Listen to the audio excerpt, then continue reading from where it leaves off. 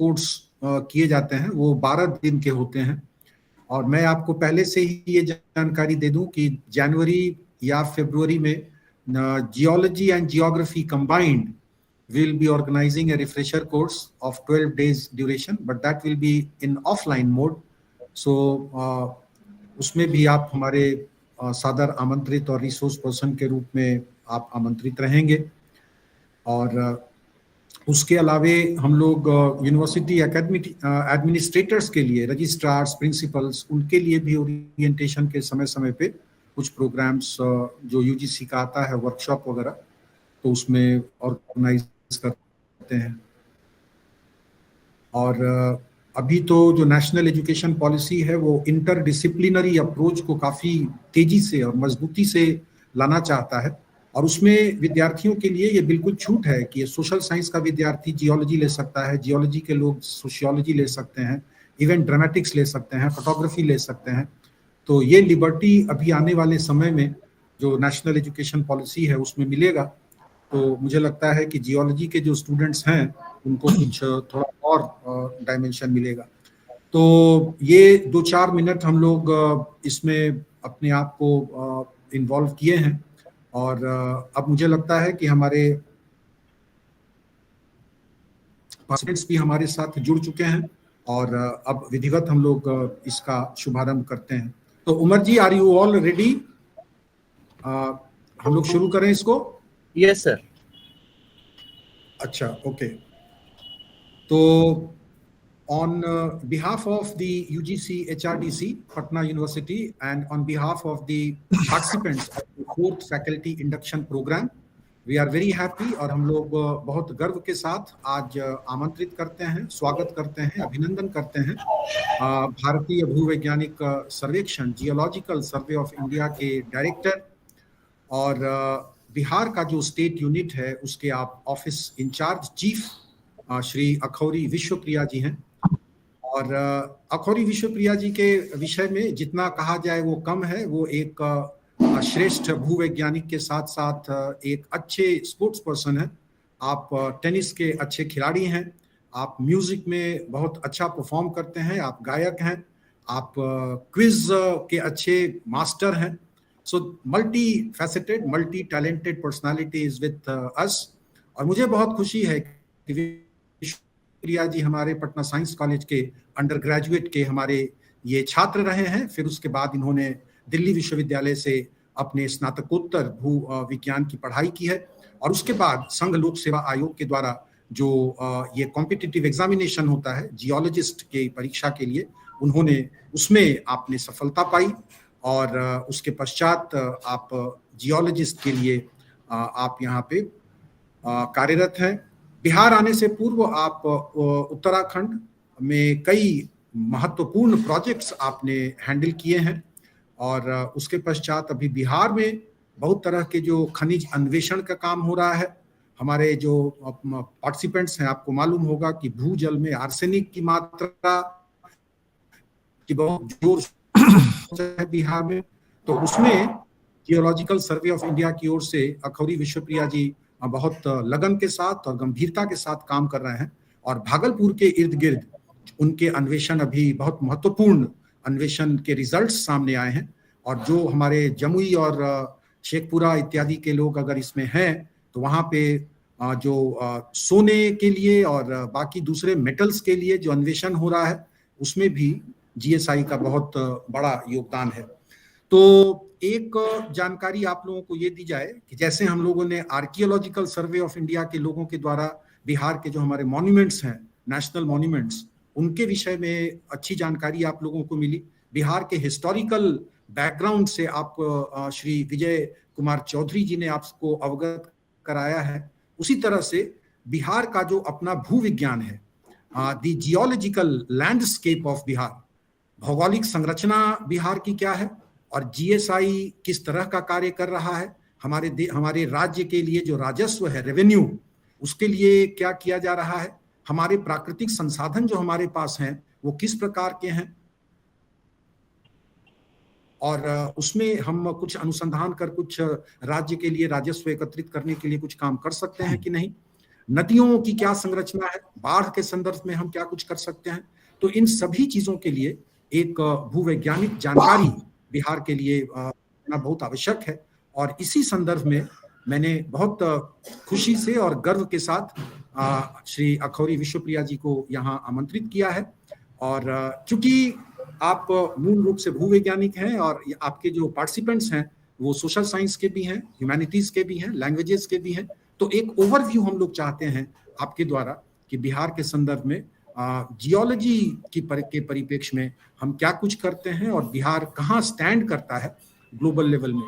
शायद आप इसकी भी चर्चा करेंगे कि भारतीय माने केंद्रीय सरकार की ओर से बिहार के 2 जियोलॉजिकल साइट्स को एक मॉन्यूमेंट के रूप में विकसित किया जा रहा है। बराबर की जो पहाड़ियां हैं वो हैं, और कोसी का जो हमारा मेगा फैन है वो है। ये राष्ट्रीय नहीं अंतर्राष्ट्रीय पटल पर ये सारी चीजें आने वाली हैं। तो बहुत ही रोचक विषय है जियोलॉजी। मैं भी उसका विद्यार्थी हूँ और विश्वप्रिया जी से मैंने आग्रह किया है। तो हम लोग अभी 1 घंटे के आसपास हम लोग बिहार के जियोलॉजिकल लैंडस्केप के विषय में अखौरी विश्वप्रिया जी से सुनेंगे। तो इन्हीं बातों के साथ बहुत खुशी के साथ विश्वप्रिया जी मैं आपको अपने पार्टिसिपेंट्स के समक्ष आपको आमंत्रित करता हूँ। Over to you now. बहुत बहुत धन्यवाद sir. Thank you very much for that brief introduction of yours, and it's always a pleasure to look up to you because I've been your student back in 1991-93 when I was doing my ISc from Patna Science College, and even after that 93-96 when I was doing my graduation, it was you from whom we picked up our nuances of geology, and after that I moved to Delhi University, after which I joined this organization called Geological Survey of India. Well, it's a real pleasure for me, everybody, all participants, and as I'm told, this diaspora of various subjects that are there today in this orientation program. So it's a good opportunity for me to tell me, as well as for you to acquire a little bit information about the geological constitution of the state. Because a general notion goes that after the division of erstwhile state of Bihar into Bihar and Jharkhand that happened on 15th of November year 2000, on the turn of the millennium, everything went to Jharkhand. Well, as a matter of fact, that is quite true. But because all kind of geological activities were being looked after by the state of Bihar, essentially in both the states, that is erstwhile state of Bihar, like all geological activities in Jharkhand also was being looked after by the Patna office. So because it's a mineralogically rich state, Jharkhand, so all emphasis was given to state of Jharkhand. But after the division, let me tell you, as far as facts are concerned, we are left with about 92% of our surface area under cover of alluvium, and only 8% rock cover is what remains with the state of Bihar. So that gave us an opportunity to revisit and reinvent all those sites of importance as far as state of Bihar is concerned, to see the possibilities of mineral occurrences, and also so many other ways in which geology can contribute to mankind. And that has really been our endeavor and motive in the last 1 decade or so, after 2010. So with this background, I would like to tell you something about the constitution of Bihar, where we stand in terms of the geological entity as compared to other parts of the country. And despite minimal rock resources, and so to say mineral resources as well, we have done considerably well as far as the expectations of Ministry of Mines goes. So I'm told, I've aligned my topic as the geological landscape of Bihar. So I'll be showing you with a lot of illustrations so that you don't get bored, because I'll have to draw that thin line from being extremely technical, from being, to being informative, so that the curiosity doesn't die in between. So I'll try to give up with a lot of explorations. But essentially, we must know that what are the main rock and geological entities as far as the state of Bihar is concerned, and what are we all doing in terms of geological activities, not only by GSI, but from other organizations as well, and where we stand at the moment. So with these words, I thank you once again for having invited me on this forum. And I also thank Dr. Atuladitya Pandey, my teacher, for having given me this opportunity to interact with you all.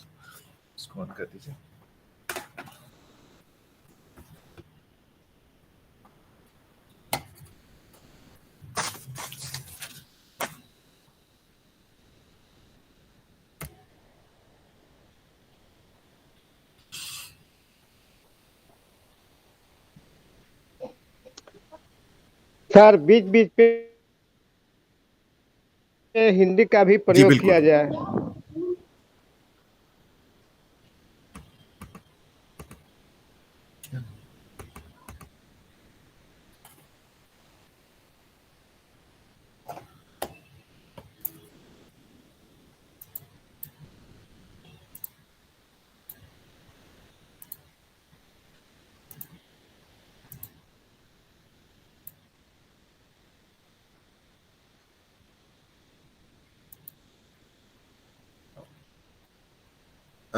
Atul sir, थोड़ी सी technical difficulty है, बस 2 minute में resolve हो जाएगा sir. मैं शुरू कर रहा हूँ। नहीं, बिल्कुल कोई ऐसी बात नहीं है, आप उसको आराम से रिजॉल्व करें। Sir, is the slide visible to you? हाँ, ये ओके, हाँ सर आ गया। जी जी। और विश्वप्रिया जी, जैसा हमारे पार्टिसिपेंट्स ने कहा है कि बीच बीच में आप अपनी हिंदी एंड इंग्लिश मिक्स करके आप करेंगे तो सबको। जी सर, मैं पूरी कोशिश करूंगा सर। तो ये हमारा ओपनिंग स्लाइड है, और जैसा कि आप छवि देख रहे हैं, you are seeing this backdrop में एक हिल रेंज दिख रहा है। उसे हम Rajgir and Munger group of rocks के रूप में जानते हैं। और उसके सामने एक बहुत ही विस्तृत पेडिप्लेन एरिया है, जिसमें बहुत सारे प्लांटेशंस दिख रहे हैं, कुछ स्क्रब्स हैं, कुछ सिंगुलर ट्रीज हैं। सो अगर हम पूरी छवि को देखें तो राजगीर के नॉर्थ में ये चीजें पाई जाती हैं, बट हमने इसे बहुत दूर से ही देखा है, from a telescopic point of view.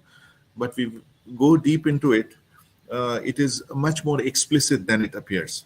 So we will tell you a lot about this through a number of illustrations.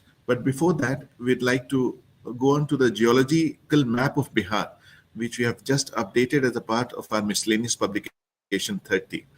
So before that, where do we stand as Geological Survey of India as an organization? So our great organization was founded way back in 1851. And this particular office of State Unit Bihar was founded in 1962-63. That was the time when it founded. So we have just celebrated the Diamond Jubilee celebration, that is 60 years. And when we entered this decade, we did it with a vision for 2030, which says that reaffirming unwavering commitment to holistic and sustainable growth in geosciences. Now, इसका एक संदर्भ इस बात से भी था, मैं सभी की जानकारी के लिए बता दूं, बिकॉज आपके जानकारी में होना चाहिए कि 1964 में इंटरनेशनल जियोलॉजिकल कांग्रेस भारत ने उसे किया था और होस्ट किया था। उसके बाद 2020 में इंटरनेशनल जियोलॉजिकल कांग्रेस भारत के द्वारा दोबारा से होस्ट किया जाना था। सो जिस समय वो इसकी शुरुआत होनी थी, उसी समय कोविड का एक धक्का सा लगा और पूरा विश्व उसके घेरे में आ गया, और इसके कारण से उसे बहुत ही अब्रिष्ट फॉर्मेट में करना पड़ा। तो इस संदर्भ में इसकी तैयारियों के तहत बहुत सारे ऐसे कार्यक्रम किए गए जिसमें कि जियोलॉजी का उत्थान हो सके और जियोलॉजी को हम, भारतीय जियोलॉजी को हम अच्छे से पूरे विश्व को दिखा सके। बट ऐसा हो नहीं पाया, लेकिन उन तैयारियों से हमें ये सपोर्ट मिला, हमें ये इनकरेजमेंट मिला कि हम बहुत चीज़ों को हमने अपडेट किए, बहुत इनरिचिंग पब्लिकेशंस हमने निकाले। उसमें जियोलॉजिकल सर्वे ऑफ इंडिया का बहुत बड़ा योगदान रहा। अब हम आपको दिखाना चाहेंगे, ये एनिमेशन मोड में नहीं आया, सब जा रहा है एनिमेशन मोड में, एक second, right. Is this visible sir? Yes. Okay. So you're seeing the geological map of Bihar. So as I earlier said, that the state of Bihar has an area of 94,162 square kilometer, but out of which 7,200 square kilometer is only rock, that comprise around 8%, and rest is occupied by alluvium. So you can understand that with the separation of Bihar and Jharkhand, as you can see in the map, Jharkhand just lies to the south, and as because of that separation, only a thin veneer of rock remains with us towards the southern periphery of state of Bihar. Apart from that, if we look towards the northwestern part, that is along Valmiki area or West Champaran, we have a thin exposure of shivalics exposed over there as well. So apart from this, and a little bit towards Munger, a little bit towards Rajmahal and Bhagatpur, and Rohtas plateau. We don't have much rock exposure as far as Bihar is concerned. But that doesn't mean that if it is not present on the surface, it is not present beneath the cover of alluvium also, right? So towards the southern part of Bihar, that is particularly on the south of Ganga River, we have a very good rock exposure at shallow cover of alluvium. But as we move towards the northern part of Bihar, because we are deriving a lot of sediments from the extra-peninsular region, that is the Himalayas, so आपकी वहाँ पे alluvium thickness बहुत ज़्यादा बढ़ जा रही है. तो इस मैप को अगर आप ध्यान से देखें, तो जिस तरह के arrow आपको दिख रहे हैं, we are basically aligned by two distinct type of drainages. Now, अगर हम देखें इस चीज को, तो हमारा बीच का जो ड्रेनेज है that is called the Ganga river, ठीक है, और उसके ऊपर की जितनी ड्रेनेजेस आ रही हैं वो हिमालय से उत्पन्न हो रही हैं, and they are flowing from north west to south east and ultimately they are diverging into Ganga river.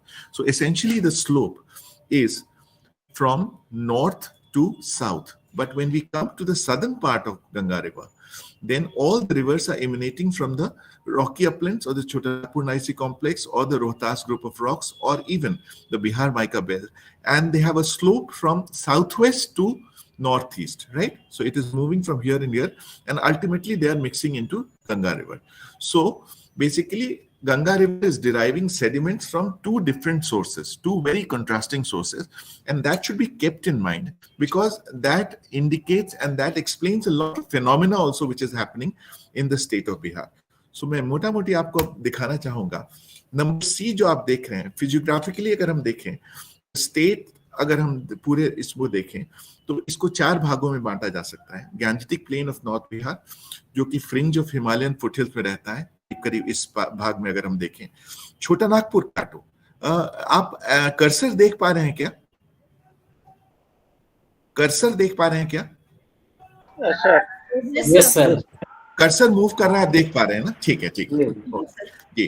तो अगर आप इस भाग को देखें तो ये पूरी रॉक है, ये चट्टान है, ये शैल समूह है पूरा. इसे हम छोटा नागपुर प्लेटो के रूप में जानते हैं. अगर आप इस साइड देखें तो ये है रोहतास प्लेटो साउथ वेस्ट में, और अगर हम इस तरफ देखें तो हमारा राजमहल है जो कि एक ट्रैप सीक्वेंस है, ठीक है. तो यही चार भाग में हम मोटा मोटी बिहार को बांट सकते हैं. इसके अलावा आप जितना भी ये पीला क्षेत्र देख रहे हैं, ये सब कुछ इंडो गैंजेटिक प्लेन है between Chota Nagpur plateau and between the Himalayan foothills. तो नेपाल की सीमा आप देख रहे हैं, this is the Himalayan foothill. It actually goes much deeper into Nepal also, the alluvium part of it, before the Shivalik starts. What the lower part of the Himalayas start bearing. So basically the Gangetic alluvial plain which lies between Chota Nagpur Gneiss Plateau and Himalayan foothills, it exhibits a Neogene quaternary terrace with master slopes that is going, and similarly we have the North Bihar plain which exhibits a mostly flat topography with minimal relief difference. मतलब लगभग एक समतल जमीन है, बहुत ज्यादा इसमें ऊंचाई नीचाई नहीं है. So it has come up under the combined interfluvial activity of number of rivers. So what are the rivers? This is the Gandak river, we have Kosi river, we have the Bagmati river, and all these rivers, mostly Mahananda, Kosi, Kamlabalan, Budi Gandak, Gandak, and they all form channels which ultimately mix with Ganga river. Now the South Ganga plain, if you see, is basically a step-like valley configuration. मतलब relief है, ऊंचाई है, और ऐसे करके सीढ़ियों की तरह उतरते हुए गंगा नदी में आके रही है और मास्टर स्ट्रोक गंगा की तरफ ही जाता है. So north of the Ganges, as I said, the plain is traversed by a series of southerly flowing drainages with their headwaters in lesser Himalayas, and on descending the plains, these streams, particularly this one, they assume a meandering fashion, and ultimately the gradient further decreases with a reduction in the speed of current and their load carrying capacity. तो जैसा कि आप जानते हैं, हिमालय से कोई नदियां निकलेंगी तो बहुत यूथफुल स्टेज से आती हैं, लेकिन धीरे धीरे जब बिहार प्लेन्स में आती हैं, क्योंकि ग्रेडियंट नहीं मिलता है, तो उनका लोड कैरिंग कैपेसिटी घट जाता है और वहीं वो डिपॉजिट करना शुरू करती है. तो अब हम देखें, अब हम दूसरे तरफ अगर बढ़ते हैं तो ये सारे हमारे मोटे मोटे जो ब्लॉक्स हैं।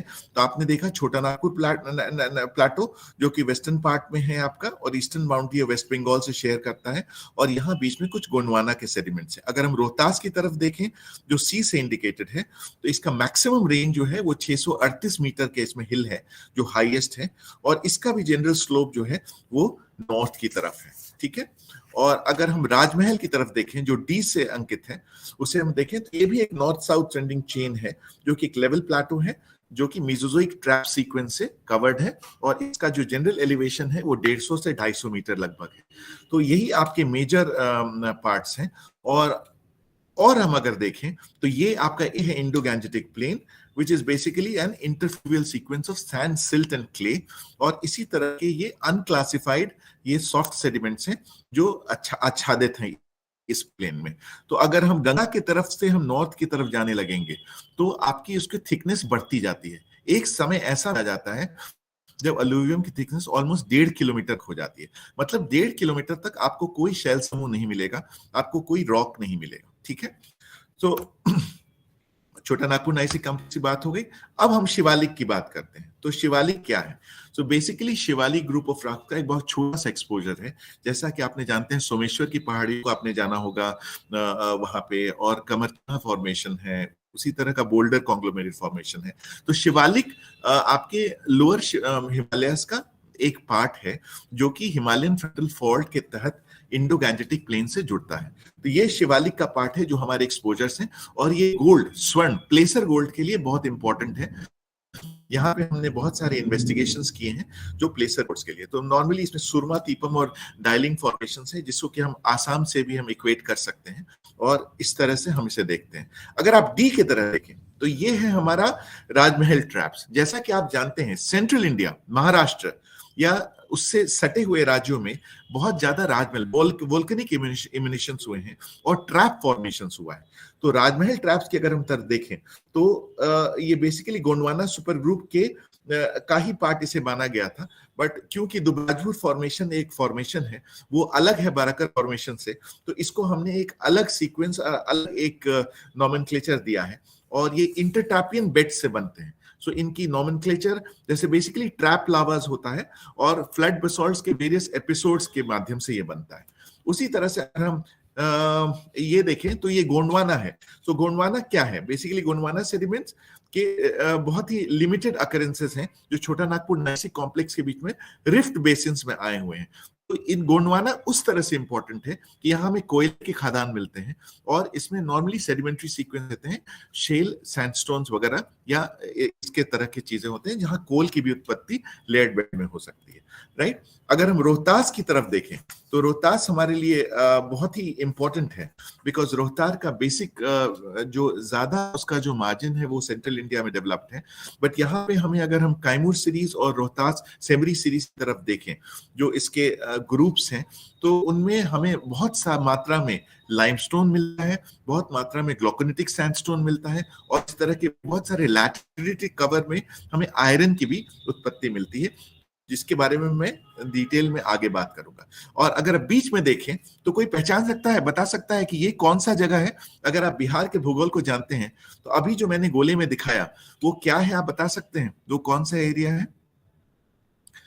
अभी अभी जो मैंने सर्कल किया, राजमहल। जी आपने बिल्कुल ठीक बोला, राजमहल नहीं है वो, राजगीर है। ठीक है, इसके बारे में मैंने आपको पहली छवि दिखाई थी।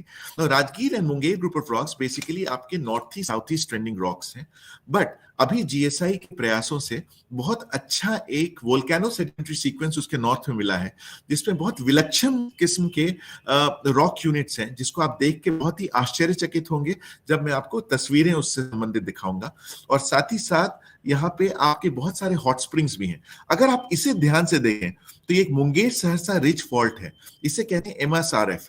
एमएसआरएफ राजगीर तक कंटिन्यू करता है, और राजगीर के ठीक नॉर्दर्न फेस पे बहुत सारे हॉट स्प्रिंग्स हैं, जैसा कि आप जानते हैं, जैसे ब्रह्मकुंड हो गया, तपोवन हो गया, और ऐसे बहुत सारे कुंड हैं जो गर्म जल की उत्पत्ति करते हैं. Now this Munger Sarsa rich fault is also partially responsible for that thing to happen. So I'll discuss all that in detail, and this will definitely make you very, very interested as far as the constitution is concerned. So हाँ, और इसी तरह से छोटा Nagpur नाइसिक complex, ये basically दो mobile belts हैं, Mahakoshal mobile belt and north Purulia shear zone, इसके बीच की ये पूरी मार्जिन है, और इसकी बहुत छोटी सी अंश हमारे बिहार में आता है. मैक्सिमम ये सेंट्रल इंडिया में CITZ के बीच में है, और ज्यादातर ये झारखंड में ही ये आच्छादित है.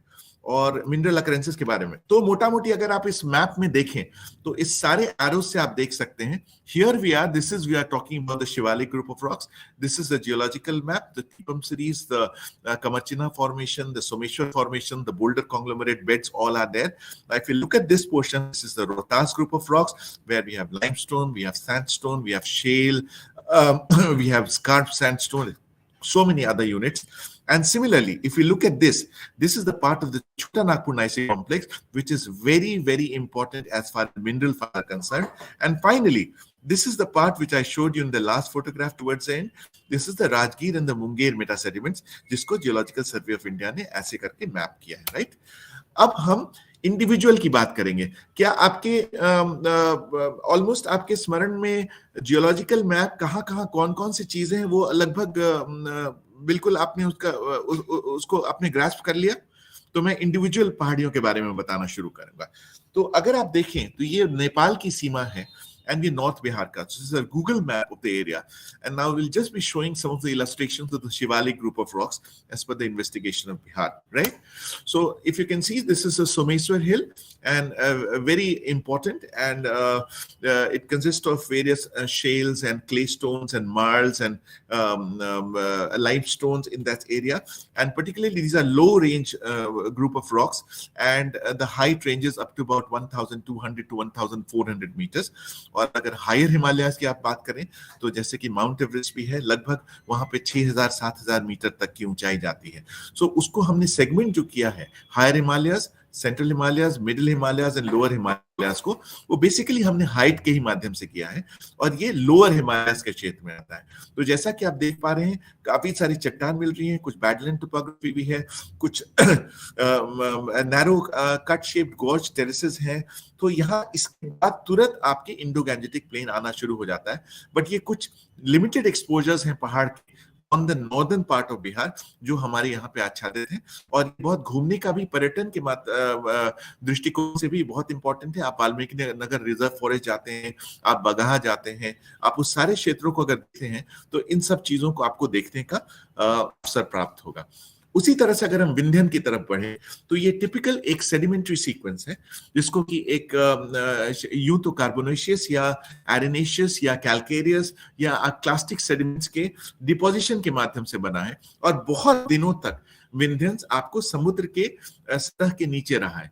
तो इससे कुछ पदार्थ जो हैं वो बहुत ज्यादा एनरिच्ड है, उसके वजह से वो चीज के बारे में मैं आपको बता रहा हूं. सो आप अगर देखें तो this is the Sheraghat fort and the Durgavati dam, that is in Rohtas area, and this is an aerial view of the Durgavati dam, and you can see the upstream portion. ये पूरा आपका रिजर्वायर पोर्शन है जिसमें पानी जमा हुआ है, और इसके बाद इसे इरिगेशन पर्पस के लिए कैनाल्स के थ्रू इसे डाइवर्ट किया जाता है. उसी तरह से अगर आप फ्लैट टोपोग्राफी देखें, एक एक्सप्रेशन देखें, तो ये विंध्यंस का बहुत कैरेक्टरिस्टिक रूप है. ऐसा table top mountain south Africa Cape Town में भी देखते हैं, बट ये आप जनरल स्लोप देख रहे हैं. There is a break in slope, and then this is the colluvial part where all this material resides on this slope. But this essentially is a very shallow dipping bed, and thus it makes a tabletop structure, right?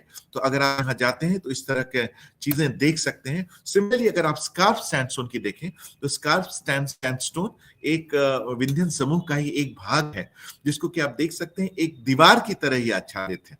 तो आप जो भी देखेंगे ये सारे beds के सहयोग से ये बना है, और जैसे जैसे हम एक दूसरे के ऊपर रखते जा रहे हैं, ये लग रहा है कि they are stacked on one after the other, right? So they don't have an inclination, they don't have a dip way to it, so they are just lying one after each other. So ultimately what happens when the strike and the dip is negligible, then it gives the shape of a wall, right? So ये scarf sandstone है, इसकी लगभग ऊंचाई 29 metre से 40 metre तक होती है और ये बहुत ही इंपॉर्टेंट है रोड सेक्शन में इसको कट करके इसके लिए प्रॉपर्ली इसका स्लोप ट्रीटमेंट करना ना। इसी तरह के आप तूतला भवानी वाटरफॉल भी देख सकते हैं रोहतास में, कि जहां भी आपके एक जनरल टोपोग्राफी स्लोप से पानी आता है, सडनली अगर उसे वॉल मिलता है तो it takes the shape of a fall. ये सबसे बड़ा रीजन है एक फॉल की उत्पत्ति, एक फॉल का जन्म क्यों होता है।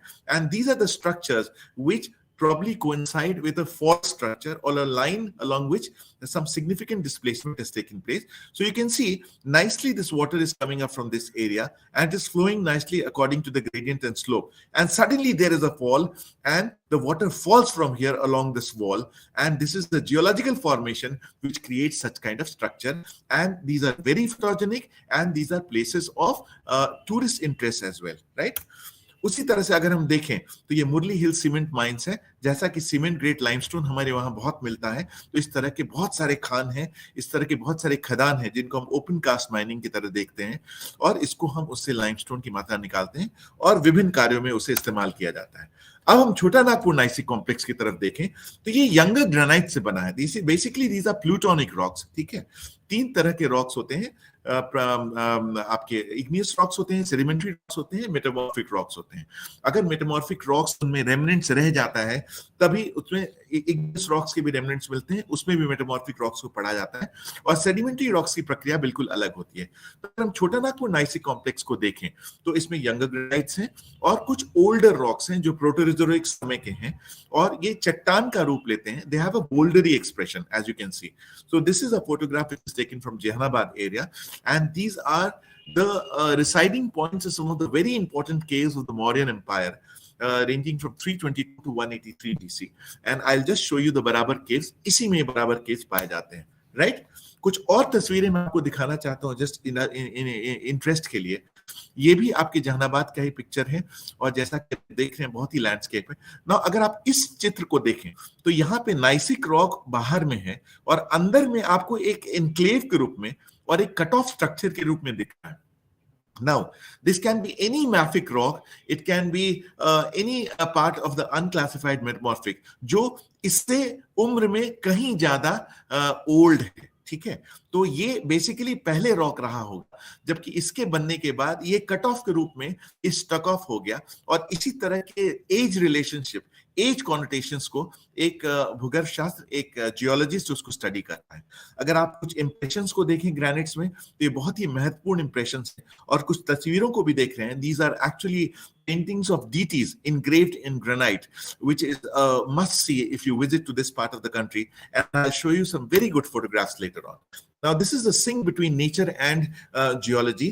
As you can see, this is one of the sloping images of granites exposed around Jahanabad area. That is the younger granite. As you can see, the children up to from a height of even 15 meters to 20 meters, they are sloping down along the slope of about 27 to 35 degrees. So this is a very gentle slope. तो धीरे धीरे इंसान भी पत्थर के साथ दोस्ती कर लेता है और जैसा कि आप बकरियों को ऊपर देख रहे हैं वो आराम से इस पे चढ़ पाती हैं और ऊपर से ससर के ये नीचे आते हैं। तो ये बहुत ही इंटरेस्टिंग है उस एरिया में।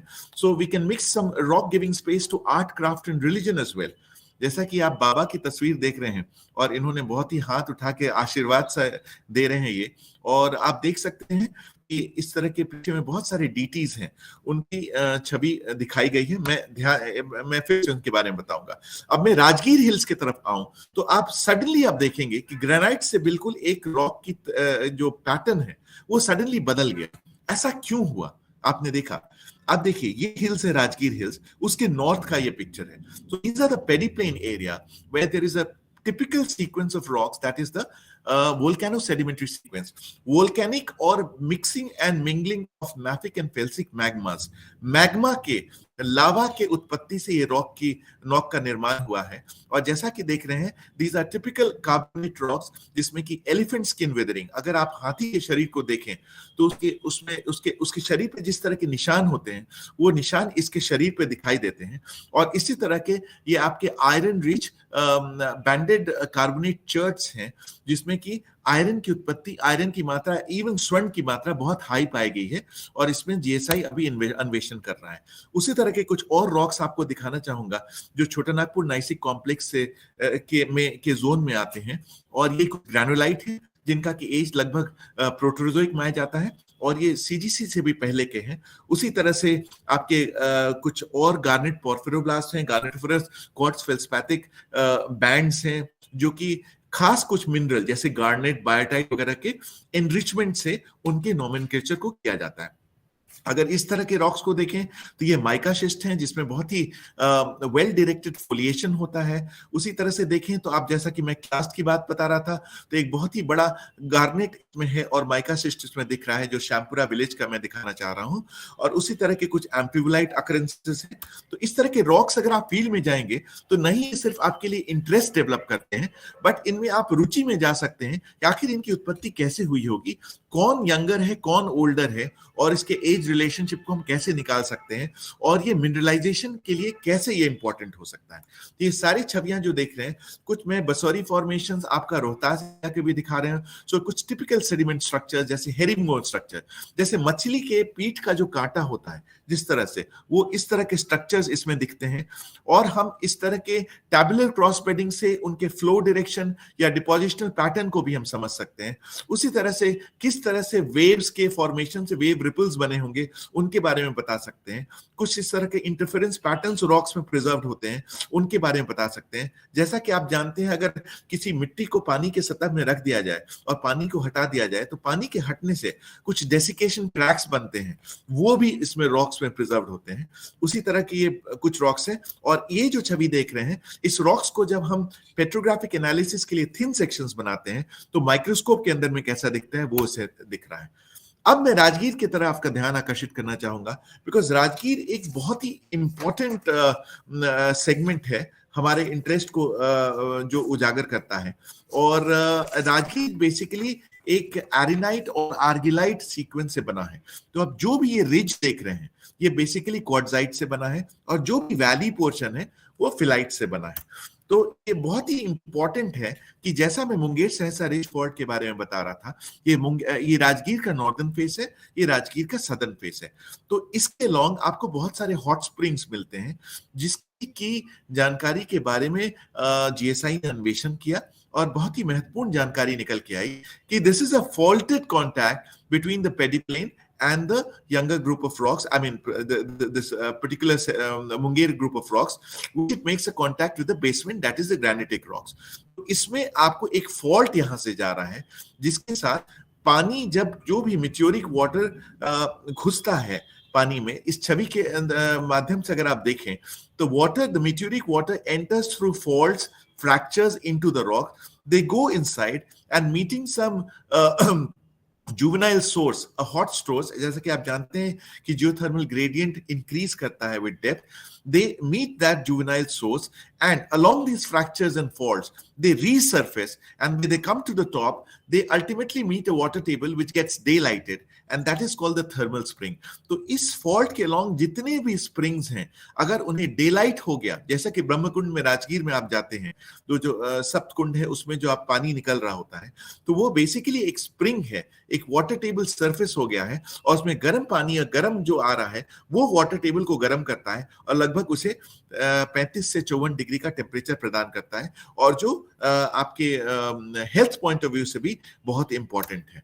उसी तरह से अगर हम राजगीर को देखें तो it has been fortified by a fortification wall. मैं आपको तस्वीरें दिखाऊंगा. So the entire length circuit is about 40 kilometer and there is an inner fortification wall also, the length of which is about 8 kilometer. तो अगर हम पूरे expense को देखें ये पूरे वहां के क्वार्ट्जाइट के रॉक से बना है और इसकी मैं बात कर रहा था. This is the cyclopean wall. At some places this masonry structure, this rock structure without mortar being used into it, that rises to a height of even 10 meters. So entire this quartzite which is available has been used to give a fortified structure to the Rajgir Hills during prehistoric times, and that has been done to provide safety from intrusions of enemies into that area. So ये बहुत ही interesting है, and we have made a documentary also on this called Signatures of Time. If you happen to see this, It is on YouTube. I recommend and I request also that please see that video. That's called Signatures in Time, that has been prepared by State Unit Bihar GSI Patna, and this will give you a very good geotourism impact of the area around Jahanabad, Rajgir and all those places. अगर आपने बहुत आप लोगों में से घोड़ा कटोरा lake आपने घूमा होगा, और ये बिल्कुल यहाँ पे एक सिंक्लाइनल स्ट्रक्चर है. सो सिंक्लाइनल और एंटीफॉर्म दो तरह के फोल्ड्स होते हैं. अगर किसी तरह के रॉक में डिफॉर्मेशन होता है, वो घूमता है, तो इसी तरह का. तो ये एक नॉर्मल स्ट्रक्चर इसे ना समझें. ये बेसिकली जो लिम्स हैं, ये दो तरह से लिम्स आके एक दूसरे के जुड़ रहे हैं, ठीक है. और बीच में जो एक गैप बन रहा है, वैली बन रहा है, उसमें पानी भर गया है. जो ड्रेनेजेस आते हैं उससे पानी भरता है, और ये एक एंटीफॉर्मल क्लोजर है, ठीक है. तो उसमें अब जियो टूरिज्म पॉइंट से बहुत ही ये महत्वपूर्ण है.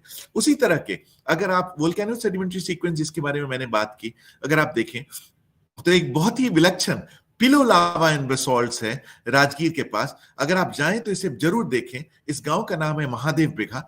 तो पिलो लावा की जो उत्पत्ति होती है बेसॉल्ट्स में होता है.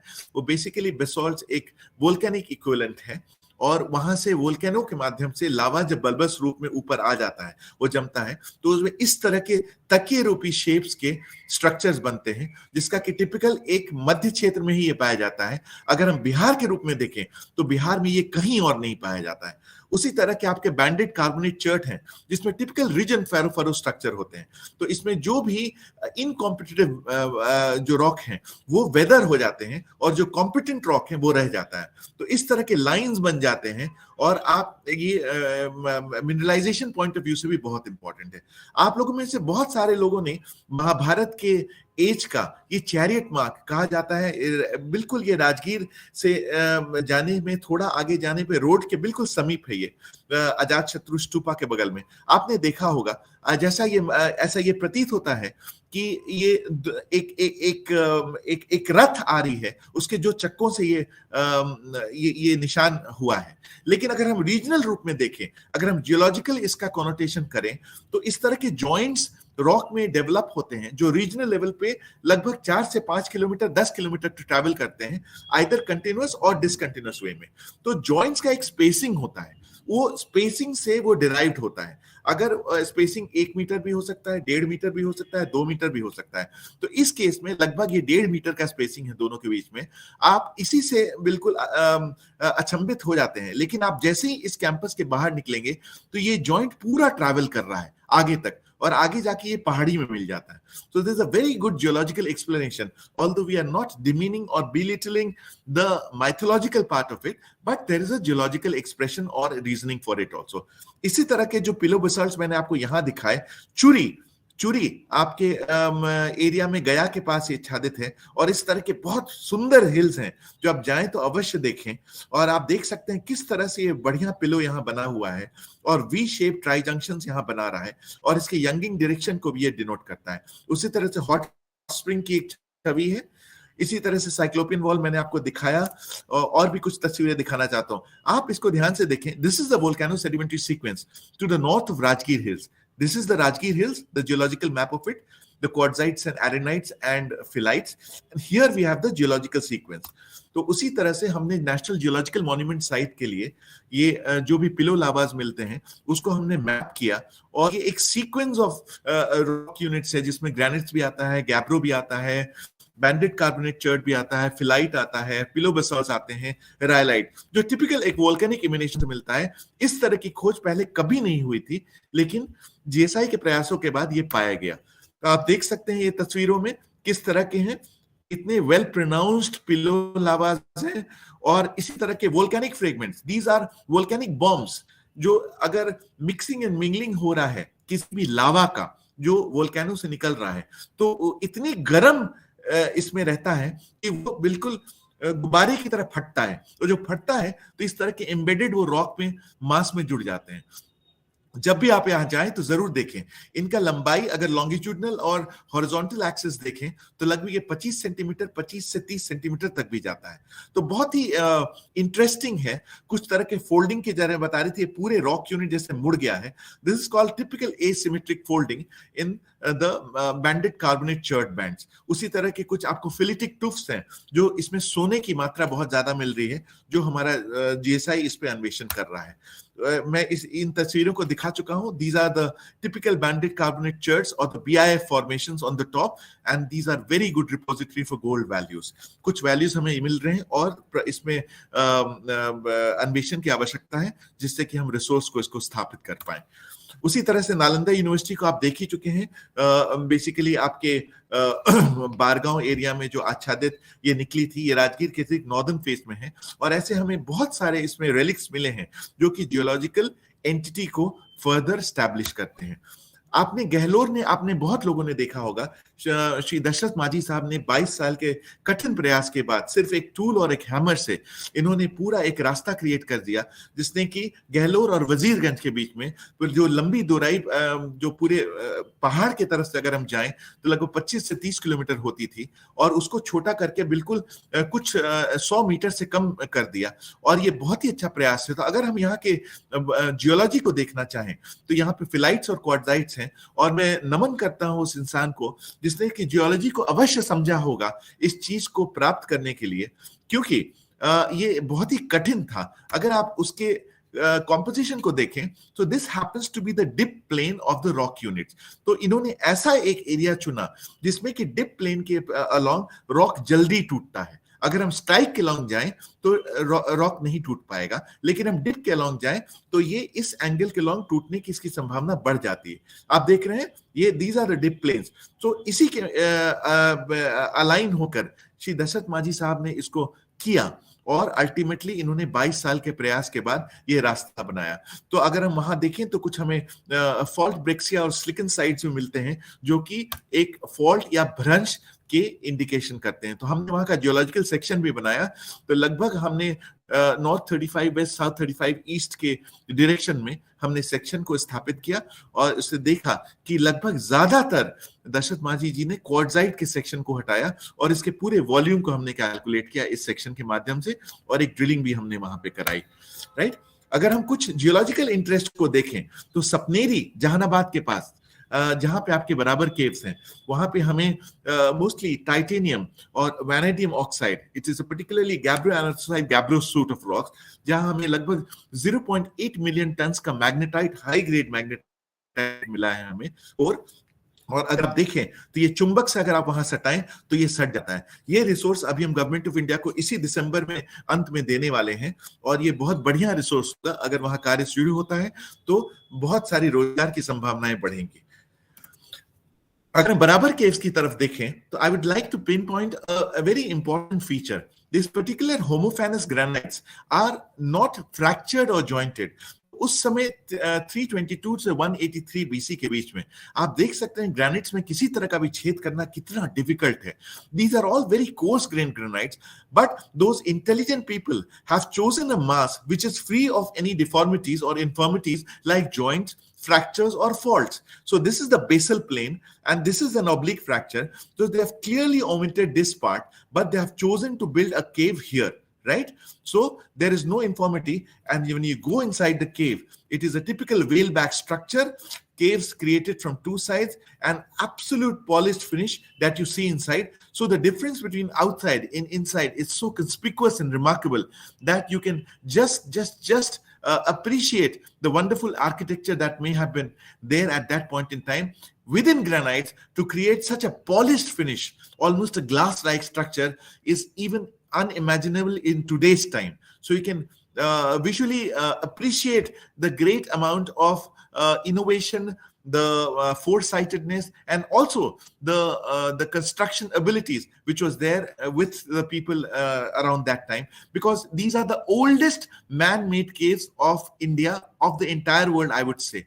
Before this, it has not been created. Even if you think of the Ajanta and Ellora caves, they have been done in basalt, which is a much easier rock to maneuver. But अगर हम granites की बात देखें तो इनका compressive strength, इनका hardness बहुत ज्यादा होता है। तो उसके बीच में इस तरह के केव्स बनाना ये बहुत बड़ा अकम्प्लिशमेंट है, जिसको कि हमें अप्रिशिएट और नमन करना चाहिए। कुछ और भी इस तरह के फीचर्स हैं, जहां पे काफ्ड शिवलिंगम्स हैं रॉक सर्फेसेस पे, रॉक स्प्लिटिंग है, इस तरह के काम को हम दिखाते हैं, और सब कुछ ग्रेनाइट्स में बना हुआ है। कौवा डोल अगर आप देखें तो ठीक साउथ वेस्ट ऑफ जहानाबाद एरिया में एक ऐसी पहाड़ी है जिसमें एक ऊपर ग्रेनाइट की चट्टान है। उसे कहा जाता है कि कौवा उस पर उड़ के आया तो हिलने लगा, उसी के बाद से इसकी नामकरण हुआ, इसे कौवा डोल के रूप में हम देखते हैं। और उसके ठीक बेस पे अगर जाएं तो हमारे जितने भी गॉड्स एंड गॉडेसेस हैं, जितने डीटीज हैं, उनके सबके इंस्क्रिप्शंस आपको रॉक में मिलेंगे। And this is just a beautiful picture, beautiful geotourism spot to actually appreciate. We have a very good in that particular campus, not only pillars there, but one particularly in black basalt, this particular structure of Lord Buddha has also been carved into it. And also one of these massive features that you see, number of deities, right from goddess Durga to Saraswati to Lakshmi to Ganesh to Lord Shiva, all that these have been carved over there, right? You can see some of these beautiful pictures which are there and appreciate them. Now, I come on to a different expression altogether. We immediately move to the North Bihar, right? So North Bihar, we all know that Kosi River is called the sorrow of Bihar. So Kosi में जो problem हुआ है, वो अगर हम कोसी की उत्पत्ति देखें तो लगभग फुटहिल से लेके जहां तक कुर्सेला घाट से ये गंगा नदी के साथ मिलती है, तो इसका एक स्ट्रेट कोर्स हुआ करता था लगभग आज से 200 साल पहले। लेकिन धीरे धीरे against the slope the river has reversed towards the west, and it has now taken a crescentic shape. Now with both its nick points intact, it has now moved from here.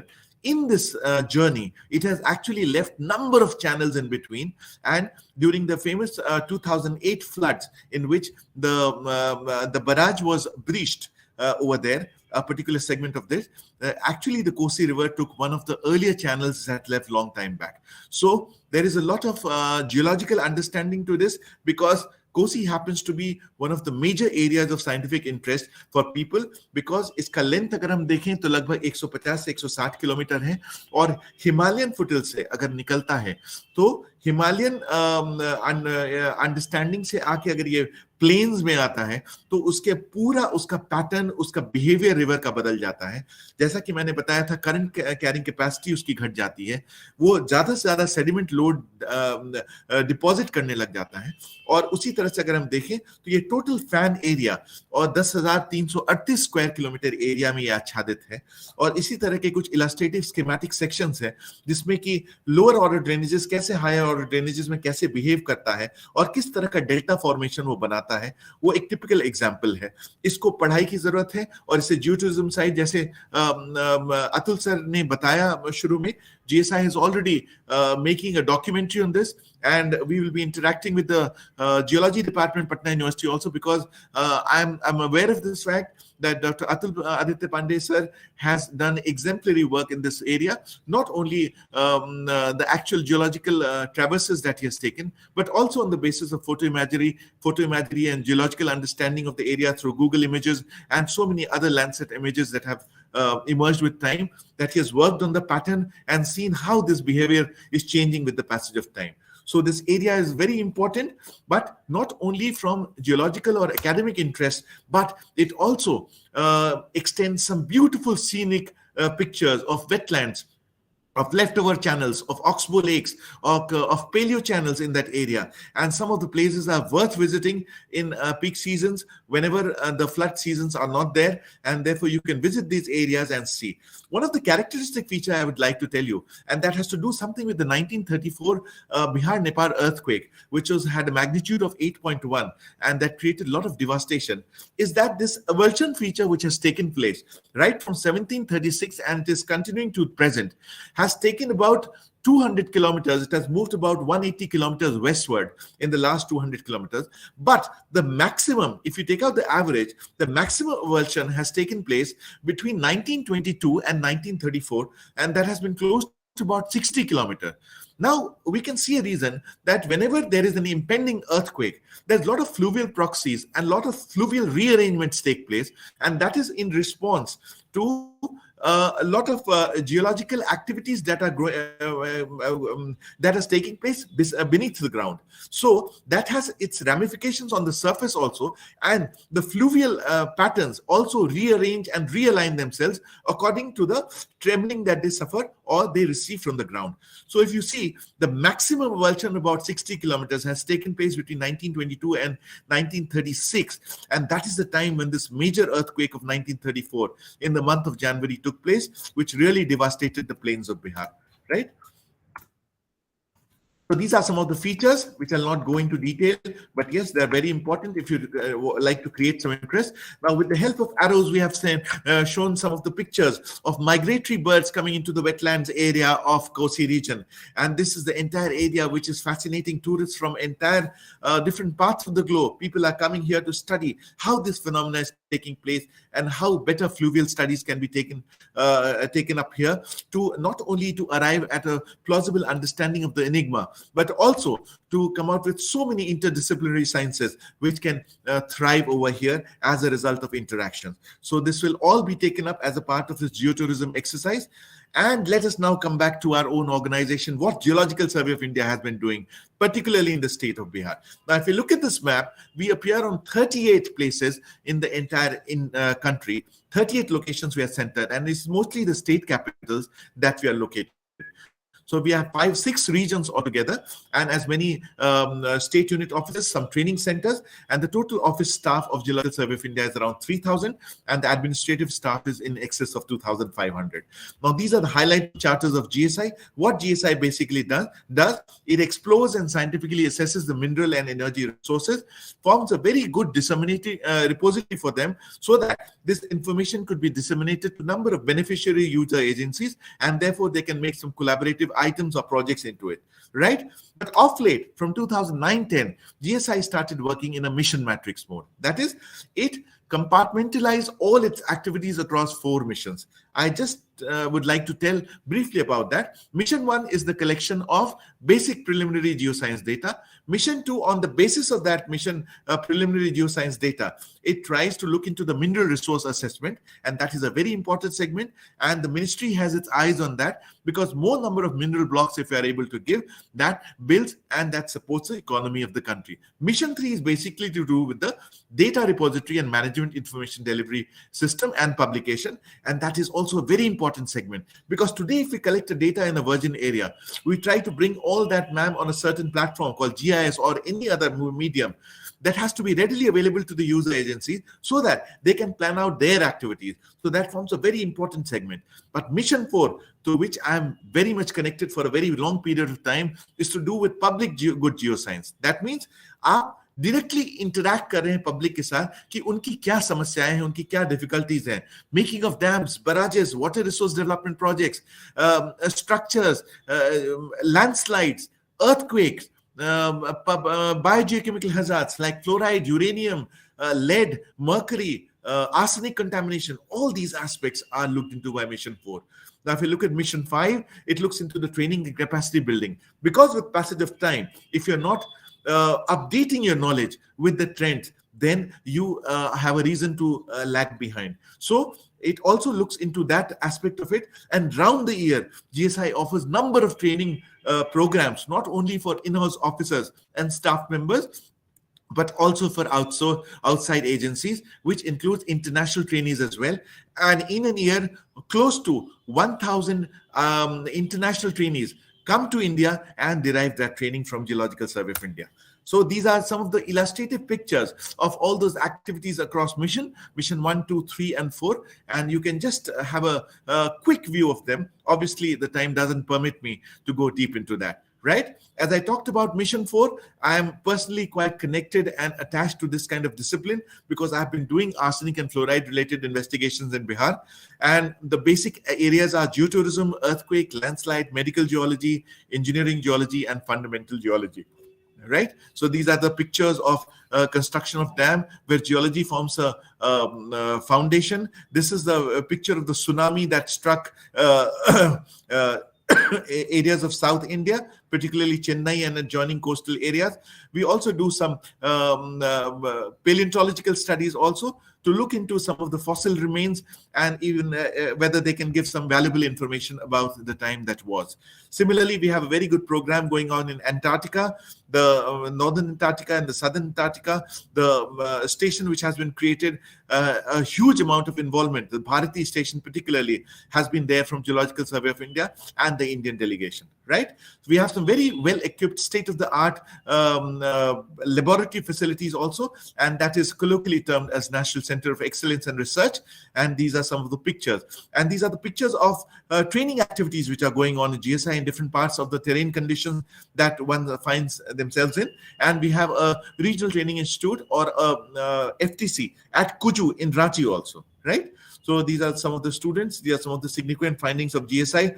And commodity-wise, what has been the contribution in iron ore, bauxite, lead, zinc, base metals, gold, molybdenum across years?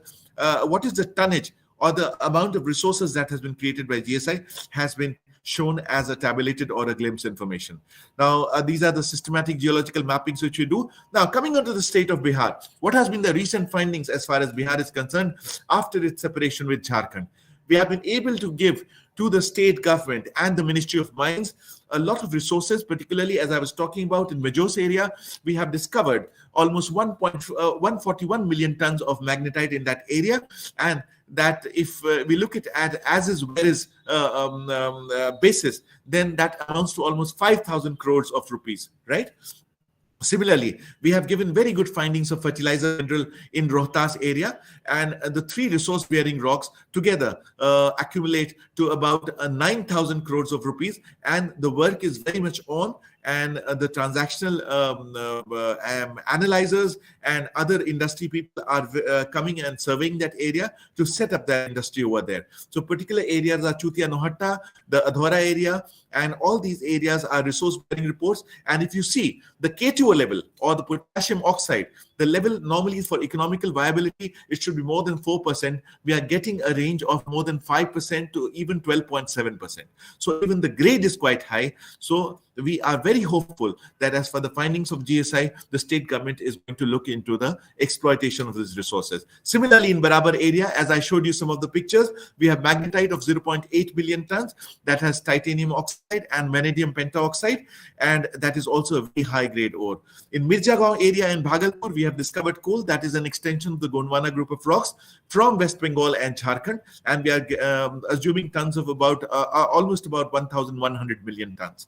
Beladia block, we have RE investigations. As you see, today there is a need of rare earth elements. We have to look for all those elements which can be used in the battery, lithium, for example, that can be used in television sets, for surgery purposes, in the medical fraternity, in all those places. There is a lot of demand for RE minerals, and therefore we have to look for them. Bihar happens to be one of the important repositories, although the extraction procedure is not very simple. But yes, we have been able to ascertain, with the help of Atomic Mineral Division, certain resource-bearing blocks, particularly in Jamui and Baka district, on the basis of investigation that has been carried out for the last couple of years, say 5 or 6 years from now. We have some gold incidences in West Champaran area that I was talking about, the placer gold.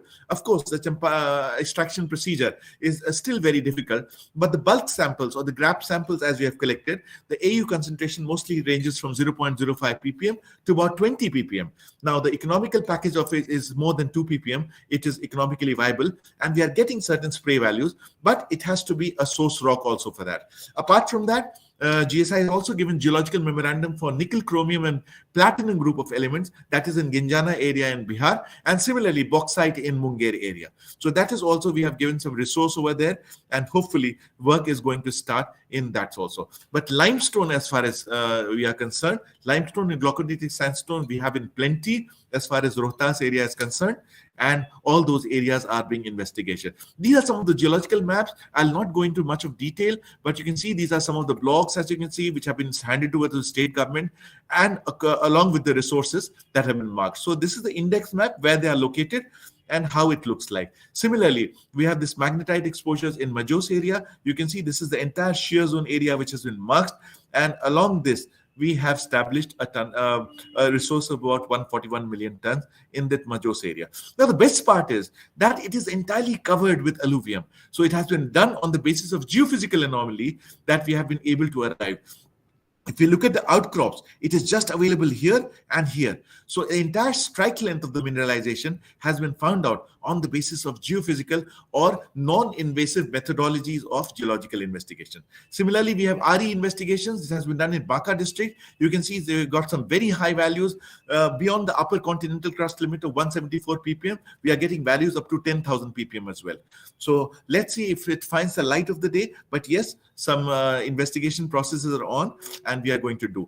Very recently, only this field season, we have also embarked on journey into the Hesatu Belabhatan belt, which is also a polymetallic mineralization zone for base metals, that is copper, lead, and zinc. And all these blocks that you're seeing GSI is doing, although most of it is going into Jharkhand, but as far as C block is concerned, that is lying within the Bihar zone, and we are getting very good evidences as far as Ambikapur is concerned and all those areas where mineralization is present, and drilling is also going to be started over there, right? So these are the index map of mineral resources in Bihar, which you can see. These are the major commodities: gold, coal, limestone, magnetite, PG. Of course, these are individual expressions. If we compare it to mineral rich states, obviously we have a low standing because of the lower rock cover that exists in Bihar, but still we are doing pretty good as far as the available rock resources are concerned, and not only on the surface rock resources, but also in the concealed cover areas, which dominantly on the surface is covered by alluvium, right? Now we come on to a very important topic, friends, because as Atul sir rightly pointed out in the beginning, and that will form the last segment of my deliberation, is to do with arsenic, right?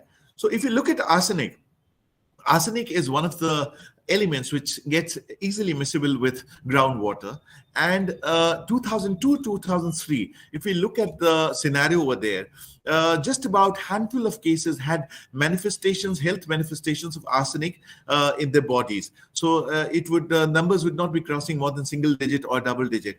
But today, if we look at the scenario, 16 or 17 years down the line, almost 15 to 20 million people are staring at the problem of arsenic, and almost 22 districts by now have been affected by arsenic, and mostly it is the oscillation zone of Ganga River. This happens to be the Ganga River, and this is the area which is the maximum predominant area which is covered by arsenic. And you can see when we appreciate this, so Ganga is flowing from west to east, but it has a certain oscillation pattern in north and south area also. So when we see this area comprises of older alluvium, and this is the younger alluvium, and this is the younger floodplain sediments and the channel alluvium, right? So along this oscillation zone, there is maximum amount of concentration of arsenic that has been found, and it is mostly the extra peninsular region which is found to be contributing through the rivers that are flowing from the Himalayas into Ganga River. So this entire region, all the districts that are falling within this oscillation zone of Ganga River is finding themselves to be highly contaminated with arsenic. I'll give you a typical example of Buxar district. This is one of the areas right here, and you can see all these peaks. So the dangerous value which should be avoided is more than 10 ppb, and we are finding as much as 1500 ppb out here. So water is highly contaminated. We have done some intense sampling in this area, about 2,000 numbers, and we have come up with these pictures. All these peaks along the surface diagram that you're seeing is basically are having very high incidence of arsenic, and we have also been able to ascertain a clear zone. Just by saying that arsenic is present in an area will not solve the purpose. So we have established a morphostratigraphic control as well, and see the zones or the depth along which the maximum concentration is there. So the depth between 12 to 75 meter, particularly in the Buxar and Ara areas and Maner areas, it has found to be highly contaminated with arsenic. But as far as the zone of aeration is concerned and close to water table is concerned, the values are much lesser, up to 0 to 10 meter. And if we go into the deeper aquifers of more than 75 meters, and even deeper, those are absolutely free of arsenic or are lesser contaminated. So you can clearly appreciate through these peaks how these are forming. As we're going into the deeper aquifers, it is minimizing as far as values are concerned. We did some exemplary work because Bhagalpur has been identified as one of the smart city for along with Patna, Muzaffarpur and Bihar Sharif. It has been identified one of the smart city, and therefore there was a request from the state government and also from the PhD to look into the exact status of the potable groundwater resources, whether they are free of contaminants or not. And therefore we did a survey during the last field season. Last 2 years we've been working on that, and you'll be amazed to see that we have ascertained that with the help of drill holes also in that area. And this is a cross profile along Ganga River. You can see the contamination level of all the samples that were collected in the northern bank. About 41% of the samples tested arsenic values more than 10 ppb up to 980 ppb. But when we come to the southern bank, it is only that oscillation zone area, the levee portion of the area, is what is affected, and only 16% of the samples, total samples that were collected, tested contaminant arsenic values more than the 10 ppb value. So, but when we start moving to the southern part, the values started decreasing, and that is what we have tried to show with this L section and also the cross profile. And you can see clearly the values, how they are improving and decreasing. There is a geological cognizance understanding to this also. Now, if you try to appreciate some of the temporal images of Ganga River, how it has behaved, it is more of a linear profile that it was maintaining way back in 1984. But in 1994, the meandering pattern or the anastomizing river conditions started increasing, and that is how it has taken place. So you can see, you can clearly see that this is the demarcation point of oscillation of Ganga River, and this is the entire zone along which this water has clearly oscillated from top to down. Now, when you come in 2014, the crest and the troughs or the wavelength have clearly become much and more conspicuous, and the straight river course of the same area has now taken a wave-like fashion, in which the wavelength and the crest and trough is clearly demarcated. So all these areas and the villages which are centered over here are finding themselves highly enriched in arsenic. We try to collaborate it with the model also in that particular area. What happens really is that in a typically reducing conditions where water stagnates or is not able to escape into the main channel for a very long period of time, certain kind of biotic plants also start going in them.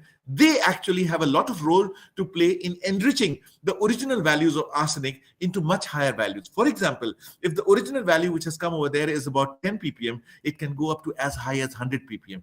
So these are conducive environmental conditions in which the water from the soil and the clay clearly gets absorbed and get dissolutes into the water. It goes into the aquifer section, and when they are drafted from the tube well, they are consumed by the local population. On the basis, we have tried to develop a depth control of that. In the southern bank, if you can see, it is the depth between 20 to 30 meters that is highly affected by arsenic. But in the northern bank, it is the entire zone, almost up to 120 feet, where they are finding maximum number of values. And these are the peaks which are showing higher amount of arsenic values, right? So we try to do it. We try to establish the morphostratigraphic control and also the contamination within sediments in the boreholes that were designed. And you can see all these boreholes that were done. All these were analyzed for arsenic content, and we could clearly see that the boreholes done on the southern bank of Ganga River, that is away from the Ganges, had very little amount of arsenic, but on the northern bank, they had very high amount of arsenic. So that clearly reiterates the fact. And as I said in the opening slide, if you remember, the kind of drainage is flowing from south to north and ultimately debouching into Ganga River.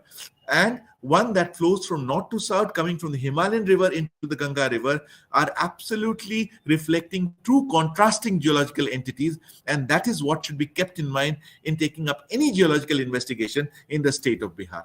Now, we try to collaborate with the Mahavir Cancer Institute also. And there's a particular village around Kali Prasad in that area, in which some samples from of arsenic, from hair samples, from urine samples and nail samples were tried to fit into this model. And you can see all these red spots which are showing very high amount of arsenic in that area. I would also like to mention here that in the last 6 years, about 15 cases of confirmed cancer of gallbladder, of pancreas have emerged from this particular area. And this happens to be a very, very important area, not only from geological finding, but also from the health point of view. And these are some of the histograms and the scatter plot that the regression line along which this population is plotted on x-axis and y-axis, the age of the hand pumps, the area, and what kind of individuals. So it's almost showing that about 60% of the individuals in that area of high arsenic area are having values more than 374 ppb, and similarly hair samples also has a high amount of arsenic. You can see some of the health manifestations out there, how people are getting affected because of this. And if you see a clear water, it is absolutely a hygroscopic substance. उसमें किसी तरह का रंग भेदभाव नहीं है इस पानी में. आप अगर इस पानी को पीते हैं तो आपको लगेगा आप बिल्कुल स्वच्छ पानी पी रहे हैं, लेकिन समय के साथ अगर इसकी मात्रा बहुत ज्यादा है तो 2 से 3 सालों के अंदर आपको इसके असर दिखना शुरू हो जाएंगे. और ये लगभग हर एज ग्रुप में, चाहे बच्चे उनके जन्म के पहले, उनके बाद, या बड़े बूढ़े एजेड लोग अगर वहां पे देखें तो उन लोगों में के soul में sclerosis, arsenicosis, even leading to very difficult health conditions like cancer, malignancy is happening over there, and which is a very, very serious matter now. You can see this particular goiter kind of a shape on the back side of the neck, which this person is suffering from. You can see the lower side of the soul, which is being affected because of the high consumption of arsenic contaminated water. So on recommendation of Mahavir Cancer Institute, this particular model, which is a multifarious model of treating iron, arsenic, and other microbiological units at the same time, has been established over there. But these are piecemeal remedies or solutions, because the problem has become such intense, particularly in the northern bank, that a much more holistic picture has to be drawn over there, so as to teach the people so that people don't consume that water. There is also a mechanism in which the younger aquifers are getting contaminated because of the less packing of appropriate material, and because of that the deeper aquifers which are free from arsenic are also now getting contaminated. So if we see, this is the area from which it is going through. Once it is packed by an annular space filled by gravel and it is completely made impervious, then only it will not percolate into the lower side or the deeper aquifer. But if it happens to be an arrangement like this, then it is likely that the deeper aquifers are also going to be affected. Similarly, on the southern bank of Ganga River, emanating from the granites, which is very high in fluoride content, particularly all those minerals like apatite, fluorite, etc. These are the areas which are highly affected by fluoride, and it also happens to be one of the areas of concern for this. And if you see, the most predominant areas happen to be Gujarat, Rajasthan, and Andhra Pradesh, but Bihar also is not lacking behind. I'll just give you a case history of Sheikhpura area, where the PhD had suggested certain values up to 2.2 ppm. But before that, I would like to tell you that a range of 0.5 to 1.5 ppm of fluoride in water is actually seen to be beneficial. But if it goes beyond that, 1.5 to 3 ppm, it leads to dental fluorosis. From 3 to 7 ppm, it leads to bone fluorosis, skeletal fluorosis, and finally, if it ranges, a value goes more than 10 ppm, then it leads to crippling fluorosis. Then that clearly affects the population, and we have done an intensive study of sampling in that area, and you can see all these areas. We have developed some contour plots also. We have tried to map the top surface soil and the near surface lithology down to a depth of 5 meters.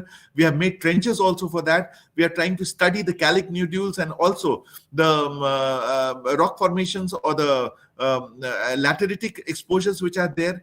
All these things are being studied, and we are trying to see what is the difference in the contamination level that is lying. Because now from the soil, now fluoride and arsenic are clearly entering the food chain as well. It is also the crops which is getting affected. So you can see some of the manifestations in teeth, and you can also see some of the deformations in legs which we are finding in that area. And we have critically, while doing our survey, we have told the local populations that please avoid this particular hand pump because it is going to be problematic in the long run. We have submitted the report also, but here our work ends, and here our scope of work rather ends, and it is for the government to take it up from there, because such a concise and consolidated report can probably not agencies, because we devote a lot of time doing work in the field, almost for about 120 to 150 days, and that is what separates us in terms of personal strength and personal involvement in such kind of humanitarian projects that we are taking, right? So this is another map, and all these orange spots are the values which are showing high amount of arsenic fluoride, and this is very close to a granite exposure, and that is creating a problem. So we are doing much more detailed survey what is being projected over this presentation, but yes, this is how it is turning out to be.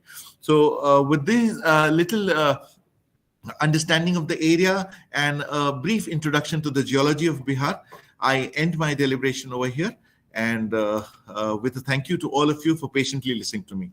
And obviously towards the end I could shift to English, which I'm much more comfortable with, but I'm very sorry अगर कहीं पे भी मुझे समझने में दिक्कत हुई होगी तो मैं अगले प्रयासों में कोशिश करूंगा कि मैं अच्छे से बता सकूं इन चीजों को। धन्यवाद। Thank you sir.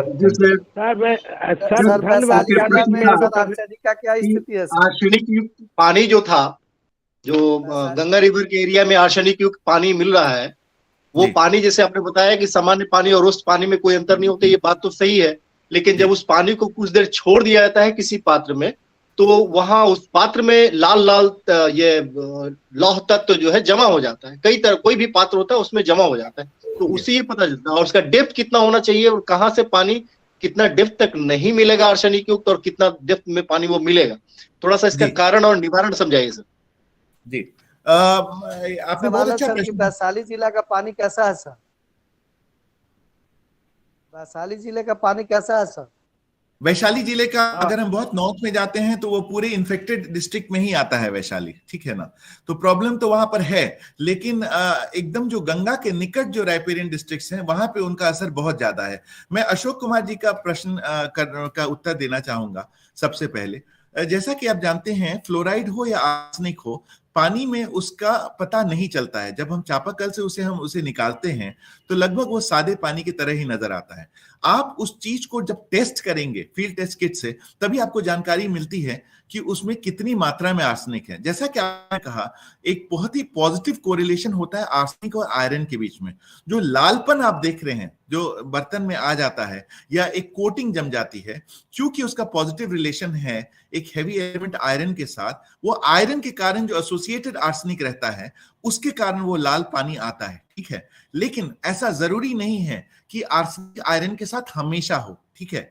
तो इस कारण से सिर्फ लाल देख के हम उस चीज को नहीं कर सकते हैं। जैसा कि आपने बताया कि अगर हम उसे खुले में छोड़ दें कुछ देर के लिए, 1-2 घंटे के लिए सनलाइट में, तो ऑटोमेटिकली आर्सेनिक निकल जाएगा। लेकिन क्या आपको लगता है हम तैयार हैं हर उस एफर्ट के बाद जब हम पानी निकालते हैं उसको पीने के बजाय अगर हम सब छोड़ने लगे तो हम इस चीज से पार पा जाएंगे? लेकिन इसके लिए हमें सब लोगों को उतनी ही तरीके से उन्हें अवेयर करना पड़ेगा कि आप ऐसा करें, तभी इसका रोकथाम हो सकता है, अदरवाइज नहीं।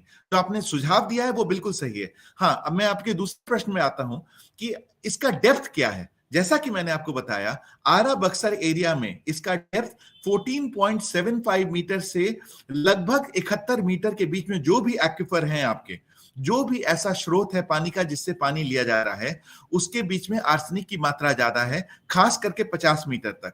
अगर आप 60 के नीचे जाने लगेंगे, डीपर एक्विफर जो आपके कन्फाइंड एक्विफर्स हैं, जो बहुत दिनों के निर्माण के बाद बने हैं, उनसे आपको कोई समस्या नहीं है, कहीं भी नहीं।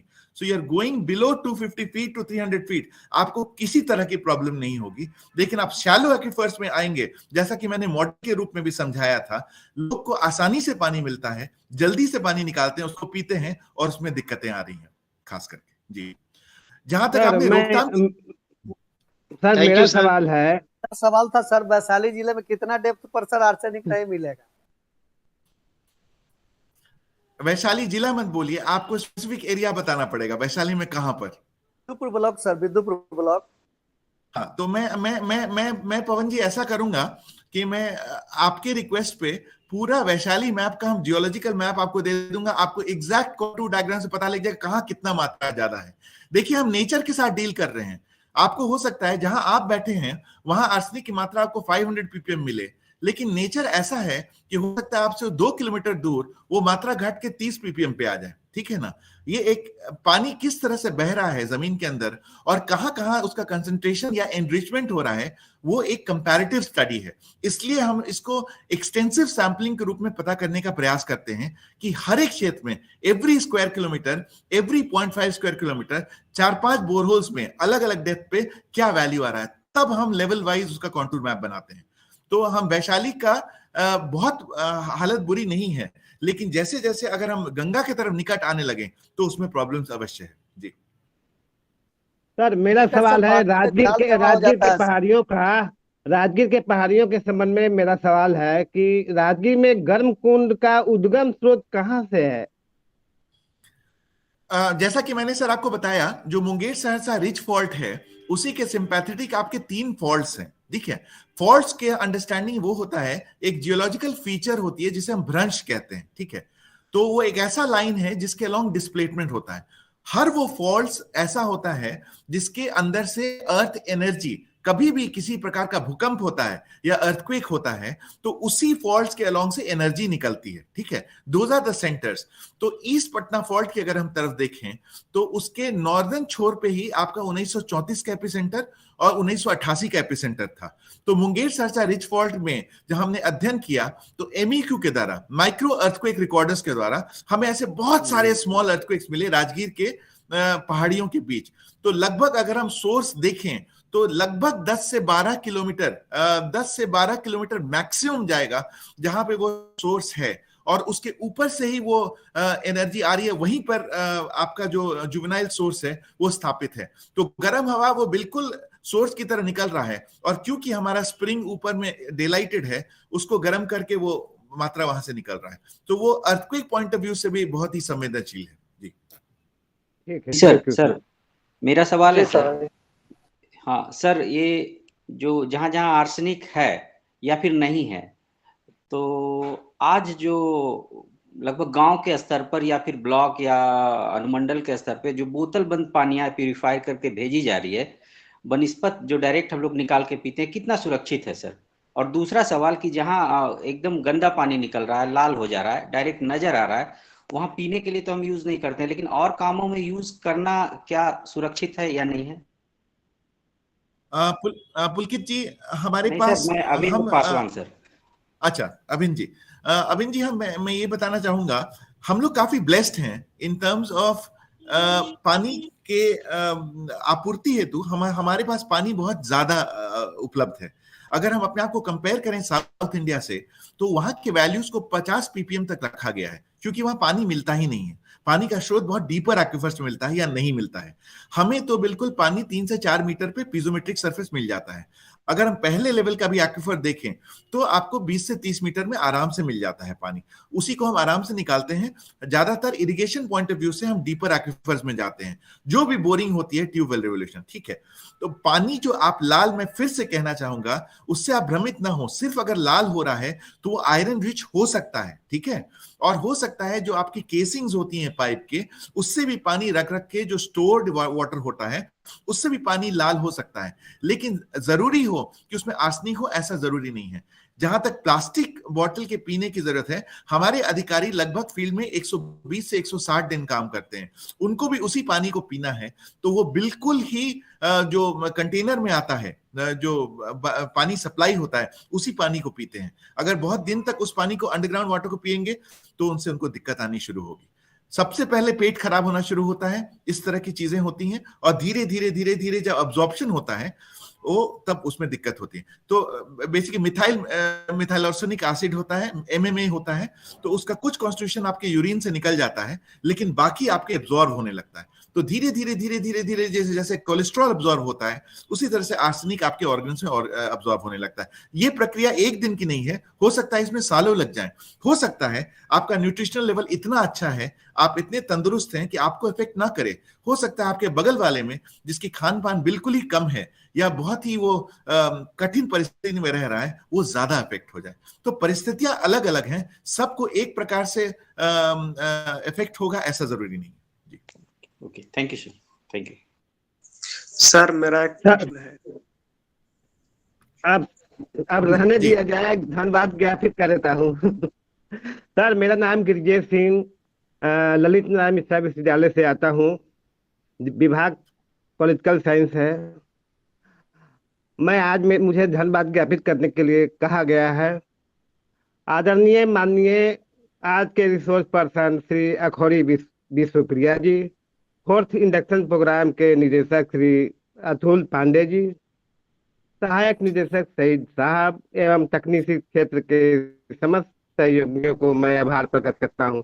आज के सत्र में आपने बिहार के भूवैज्ञानिक परिदृश्य के बारे में विस्तार से अवगत कर जानकारी प्रस्तुत की। हिमालयी rock, Vindhya rock, Shivalik range, Chotanagpur के पठार, कैमूर के पहाड़ियों, राजगीर के पहाड़ियों, बराबर के पहाड़ियों के बारे में आपने विस्तृत ढंग से समझाए। इसके लिए मैं आपको स्वागत करता हूं, धन्यवाद ज्ञापित करता हूं। आज आपने व्यस्तता के बावजूद समय निकालकर हम सभी प्रतिभागियों को मार्गदर्शन प्रदान किए। इससे हम सभी प्रतिभागी लाभान्वित हुए। साथ ही 4th इंडक्शन प्रोग्राम के संचालक श्री पांडे जी के परिश्रम को आपने स्वीकार की। इसके लिए हम अपने सभी प्रतिभागियों की तरफ से धन्यवाद प्रदान करता हूं, ज्ञापित करता हूं। Thank you sir. बहुत बहुत धन्यवाद सर, बहुत बहुत धन्यवाद। Thank you very much sir, thank you sir. Thank you sir. Thank you sir. आप अपना नंबर स्क्रीन पर डाल दीजिए, मोबाइल नंबर सर। आप अपना नंबर दे दीजिए सर, मोबाइल नंबर। आप नोट ही कर लीजिए ना प्लीज। हाँ सर, बोला जाए। 94 7100 7100 2375 75 thank you sir, thank you sir. आपसे बहुत बात करनी है sir. Thank you sir. Thank you. Thank you sir.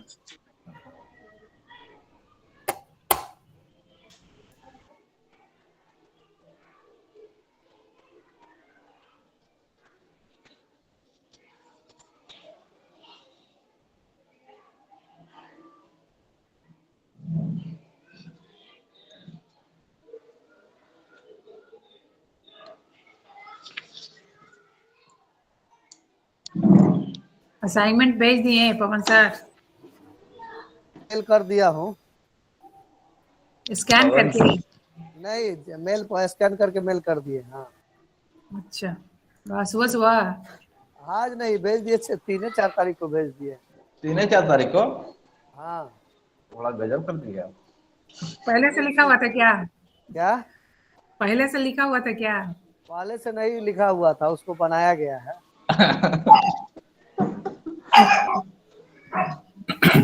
यदि टाइपिंग किया हो रहेगा तो उसको भी स्कैन करके भेजना है क्या? नहीं, सब बात हम लोग करेंगे ना, इसी साइट पर बात कर ले क्या? उसके लिए दूसरा साइट बना है ना बात करने के लिए। अच्छा, उसी पे लिख दीजिएगा थोड़ा। एगो जूम मीटिंग करना होगा। जूम मीटिंग करना ही होगा अलग से। हाँ हाँ, अलग से जूम मीटिंग। अलग से एक मधु में बनाइए जूम के लिए।